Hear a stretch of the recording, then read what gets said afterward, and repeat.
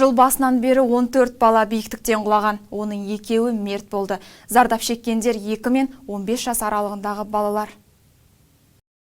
Өкінішке қарай соңғы уақытта балалар арасында биіктіктен құлау жағдайлары жиілеп отыр. Былтыр терезеден 9 бала құлап кеткен. Оның ішінде 6 жасар балақай қаза болды. Ал биыл бұл көрсеткіш 14-ке жеткен. Тіл татпай кеткендер 2. Оқыс оқиғалардың алдын алу мақсатында жауапты мамандар барынша сақтық шараларын сақтауға шақырады. Мамандар әсіресе ата-аналарға терезесіне маса кіргізбейтін тор құрмауға кеңес береді. Себебі сәбилердің құлап кету оқиғалары көбіне осыған байланысты.